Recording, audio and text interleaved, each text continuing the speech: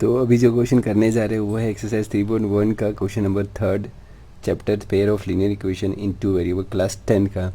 तो जल्दी जल्दी मैं स्वागत करता हूँ आपके अपने इस यूट्यूब चैनल में जिसका नाम है गरीब गुरु। So let start. मैं हूँ आपका गरीब गुरु, चलो करते हैं पढ़ाई शुरू।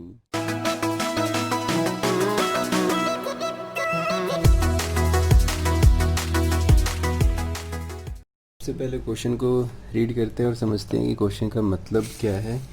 तो यहाँ पे बोला गया है the cost of 2 kg apple and 1 kg grapes on a day was found to be 160 rupees.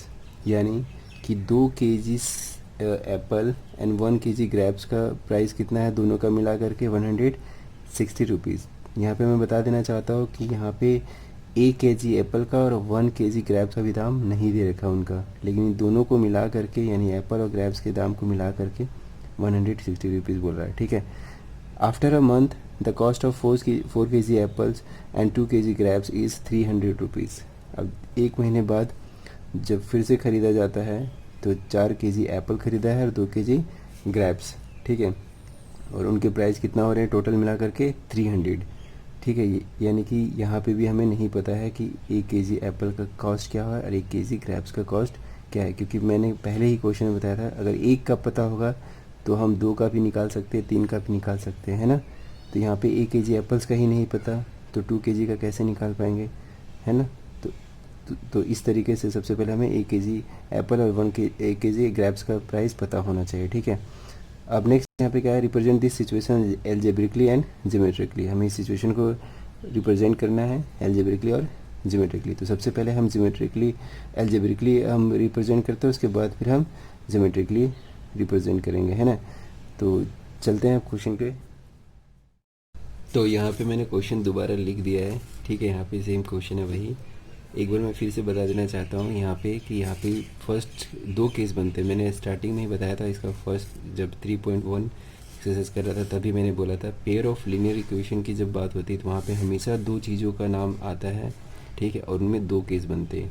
2 चीज़ों का नाम, जैसे फर्स्ट वाले क्वेश्चन में क्या आया था, पापा और बेटी थे। वहाँ पे सेकेंड वाले क्वेश्चन में क्या था, बैट और बॉल थे। अब इसमें क्या है, एप्पल और ग्रेप्स है। केसेस 2 बनेंगे।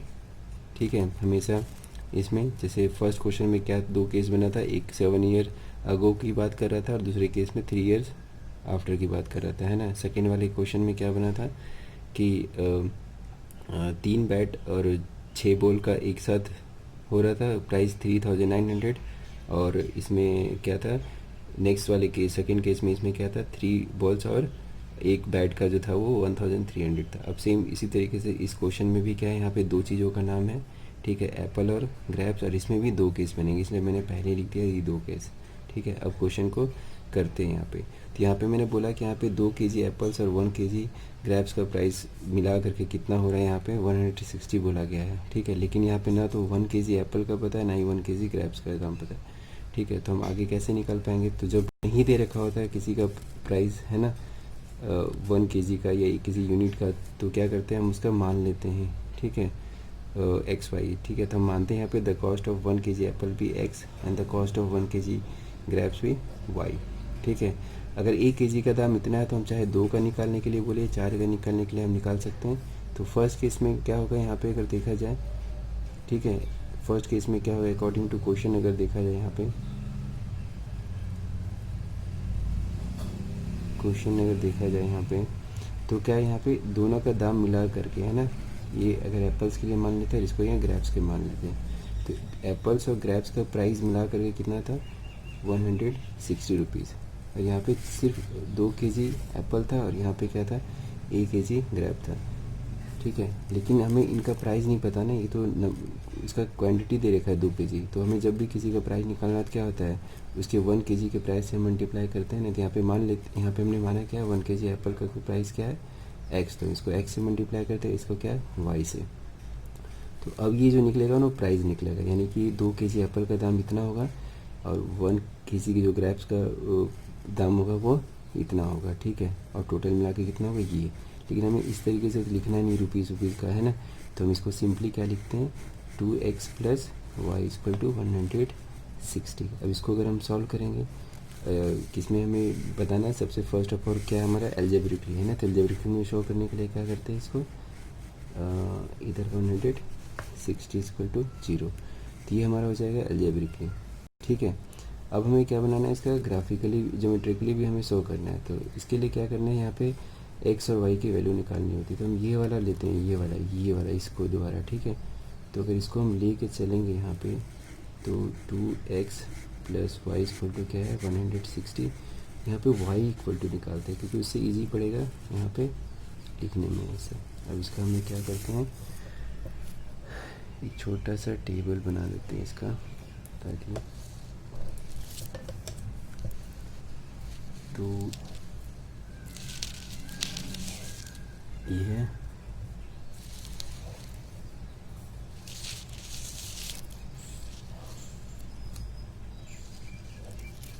यहाँ पे। ठीक है, तो यहाँ पे क्या करते हैं, यहाँ पे मल्टीप्लाई में x, तो x की ऐसी वैल्यू लेते हैं ना जिसको 2 से मल्टीप्लाई करके इसके नियर आ जाए। ठीक है, तो x इक्वल टू अगर हम लेते हैं क्या, x इक्वल टू अगर हम लेते हैं कितना, अगर 70 लेते हैं तो 700 जब 70 इंटू 2 क्या हो 40, 140 हो जाएगा, है ना।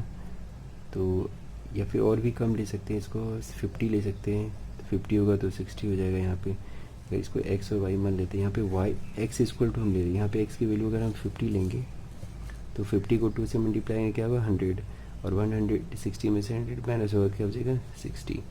सेम और भी कोई नंबर लेते हैं यहाँ पे, 50 के अलावा अगर 60 लेते हैं तो 62 जा क्या होता है यहाँ पे, या फिर एक और ले सकते हैं यहाँ पे 0 भी ले सकते हैं। ठीक है, तो कुछ भी ले लो जो भी इजी लगे आपको, जिससे आपको कंफर्टेबल हो कर सकते हो। यहाँ पे मैं लेता हूँ इसमें क्या 8 अगर लेता हूँ मैं, 80 अगर लेता हूँ। ठीक है, 80 या 70 कुछ भी ले लो, क्या जा रहा है 70 ले लिया। ठीक है, तो 72 जब 140, और 140 को जब माइनस करें 160 में तो क्या होगा 20, ये होगा। तो ये 2 बन गए सेम। अब केस नंबर 2 में भी अगर बात करते हैं हम, ठीक है, केस 2 की बात करें तो यहाँ पे क्या बोल रखा था, यहाँ इस वाले में, इसमें बोल रखा था, इसमें बोला गया था यहाँ पे जो 2 है, यहाँ पे दाम कितना था इसका टोटल 300 रुपीज़ थी। क्या था 300।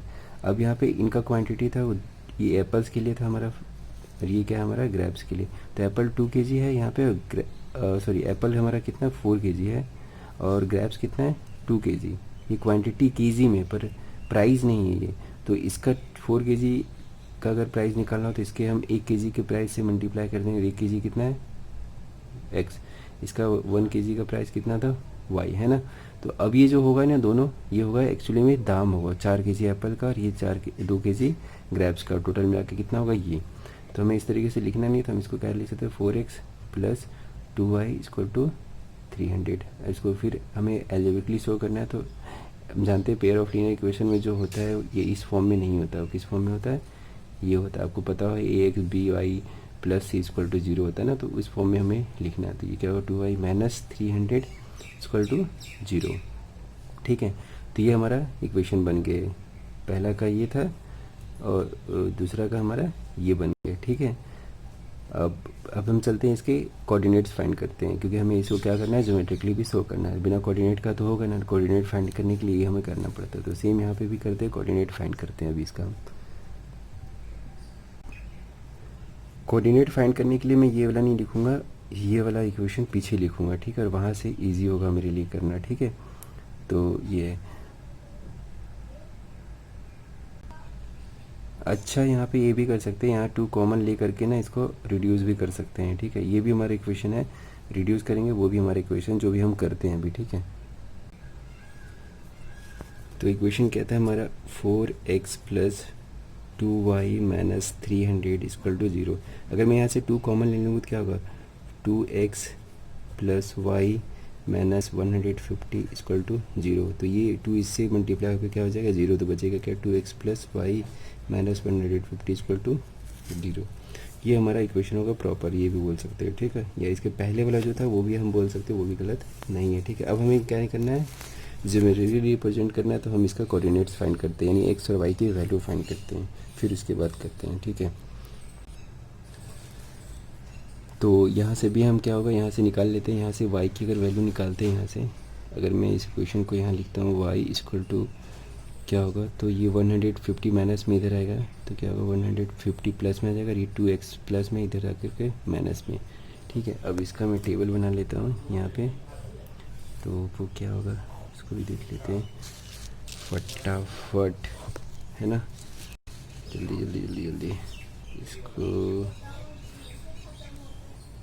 ये है वहाँ पे। ठीक है, तो यहाँ पे क्या करते हैं, अभी x लेते हैं, यहाँ पे क्या करते हैं, ये y लेते हैं। ठीक है, तो यहाँ पे x की वैल्यू जो है वो क्या लेंगे, जो इस ज़्यादा नहीं आना चाहिए, है ना। तो यहाँ पे x की वैल्यू जो लेंगे, क्या लेंगे, कुछ भी लेते हैं। यहाँ पे जैसे 150 है तो यहाँ लेते हैं एक नंबर लेते हैं जो हमने पीछे लिया था ना, क्या लिया था, कुछ 50 के आसपास में लिया था, तो यहाँ पे ले लेते हैं 50 ही लेते हैं। ठीक है, x की वैल्यू क्या लिया हमने 50, तो 50 टू जा कितना होगा 100, है ना।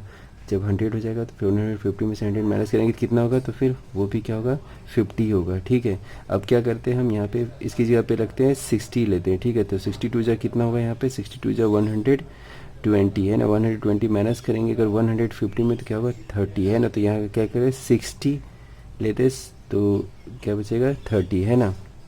अब इसी से हम क्या करेंगे, ग्राफ बनाएंगे इन कोऑर्डिनेट्स को लेकर के। ठीक है, तो अभी ग्राफ बनाते हैं।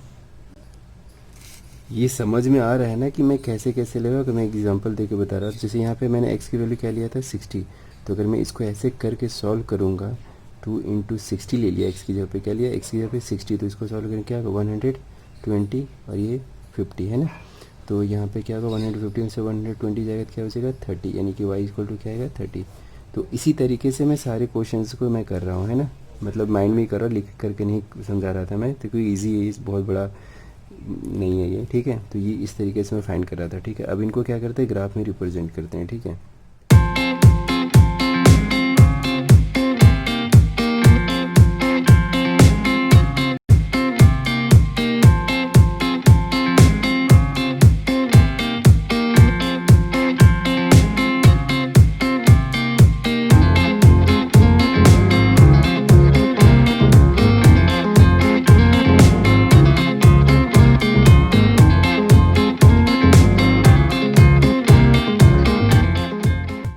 तो हमारा ये हैंडमेड ग्राफ तैयार है।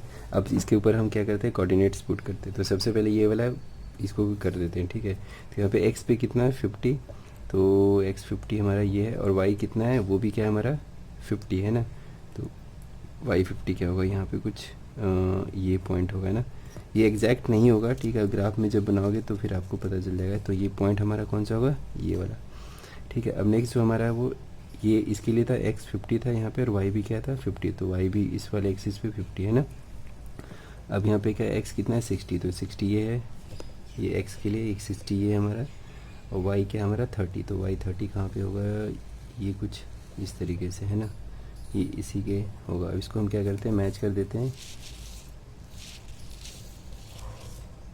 ठीक है, ये और इसका जो इक्वेशन है उसको हम इक्वेशन लिख देते हैं। कौन सा इक्वेशन के लिए था, 2x plus Y minus 150 equal to 0, इसके लिए यहाँ कोऑर्डिनेट भी लिख सकते हैं। ठीक है, तो कोऑर्डिनेट्स क्या था इसके 50 50, यानी x भी 50 y भी 50, इसका क्या था 60 और 30, तो ये लिख दिया कोऑर्डिनेट्स के। अब पीछे वाले ग्राफ के लिए क्या था पॉइंट, वो देखते हैं एक बार। तो पीछे वाले के लिए क्या था हमारा, ये है ना, एक x 50 और y 60, नेक्स्ट के लिए क्या था x 70 और y क्या था 20 थी, याद रखेगा 50 60। तो सबसे पहले क्या x 50 हमारा ये है ना, और उसका क्या है हमारा 60, तो ये 60 कहाँ जाएगा हमारा, कुछ 50 ये हमारा होगा, 60 ये वाला पॉइंट होगा, है ना। और ये था हमारा, उसके बाद दूसरा था हमारा 70 और 20, 70 और 20, तो 70 ये है और 20 कौन सा होगा हमारा, ये होगा, है ना, क्योंकि ये पॉजिटिव थे दोनों, ये नेगेटिव वाला था ही नहीं कोई, तो ये था। अब इसको हम मैच कर देते हैं यहाँ पे, ये तो बड़ा कॉम्प्लिकेटेड वाला हो गया थोड़ा, ये तो दोनों पैरेलल हो गए। ठीक है, तो एक पॉइंट हमारा ये था, दूसरा ये पॉइंट ये था। यहाँ तो लिखना बड़ा मुश्किल है, इसके लिए डाल देते हैं और इसके लिए भी यहाँ पे छोटा सा लिख देते हैं। इसके लिए क्या था 2x minus Y sorry plus Y minus 160 equal to 0, ये इस वाले के लिए है ना। यहाँ कोऑर्डिनेट लिखना इसका तो मुश्किल है, छोड़ देते, कोऑर्डिनेट नहीं लिखते। ठीक है, तो ये हमारा ग्राफ बन गया इसका। ठीक है, तो आई होप आपको वीडियो अच्छी लगी होगी, और अच्छी लगी होगी तो कमेंट कर देना, लाइक कर देना, और चैनल पे करना है तो सब्सक्राइब कर लेना। Thank you so much. और हाँ, खुद से भी करना, दूसरों से भी करवाना please. Thank you so much. अपना ख्याल रखना।